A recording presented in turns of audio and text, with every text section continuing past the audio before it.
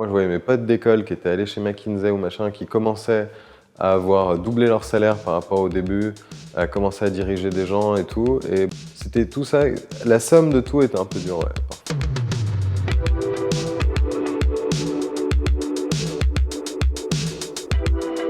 Nicolas et moi, on se connaît depuis 15 ans, on est amis d'enfance. J'avais fait une formation dans la banque finance de marché.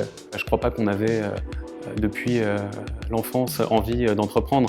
Simplement, il se trouve qu'on s'est retrouvés un peu au même moment, lui et moi disponibles. On nous promettait beaucoup dans les écoles d'ingénieurs qu'on allait à la fois gagner de l'argent et à la fois faire des maths de haut niveau, quoi, niveau recherche. On avait quitté nos jobs tous les deux dans la finance où très honnêtement on s'ennuyait beaucoup. C'était une assez grosse désillusion. Il n'y avait pas les maths, il y avait sans doute l'argent, mais avec un gros manque de projets humains. Envie de faire complètement autre chose, la volonté de prendre du temps et réfléchir à ce qu'on pourrait faire tous les deux, qui ait du sens. Et ça a été en fait la raison pour laquelle on a démarré cette boîte, parce qu'on ne trouvait pas de boulot qui nous plaisait.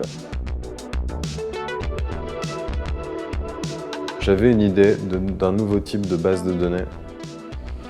Et donc on a mis ça sur papier et ça avait l'air de tenir la route. Et avec ça, auprès de gens qui n'y connaissaient pas grand-chose, on a réussi à lever 300 000 €. Et on connaissait rien à rien. C'est-à-dire qu'aujourd'hui, il y a plein de littérature sur comment on fait une boîte, on itère sur des cycles courts et tout, le MVP, la Lean Startup et tout ça.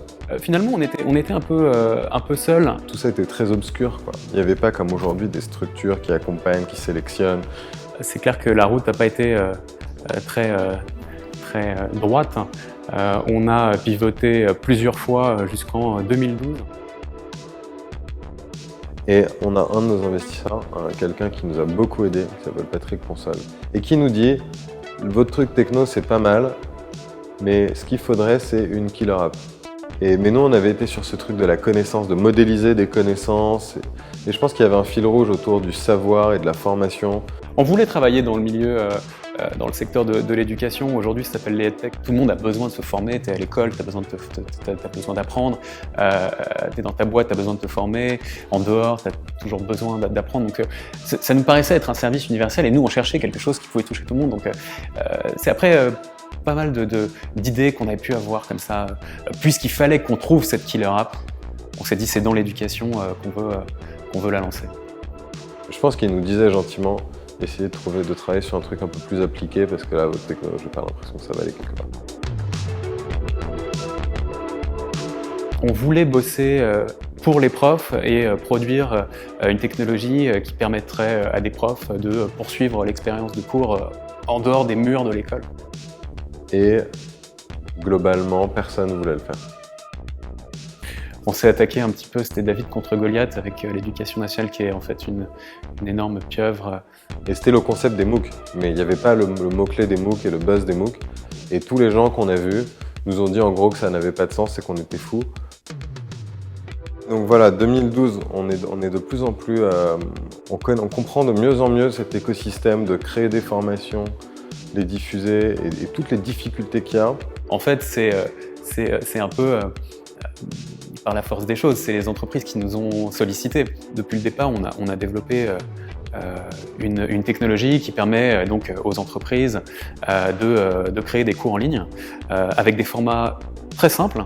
On a fini par trouver deux personnes qui nous ont dit « Non mais moi, non seulement si je peux créer mes formations moi-même en autonomie rapidement et à coût marginal nul, c'est un truc de fou, et si en plus il y a des interactions humaines dedans, c'est révolutionnaire. 360 Learning, c'est pas simplement des contenus auxquels tu vas accéder, c'est aussi un réseau d'experts qui va pouvoir t'accompagner et répondre à tes questions.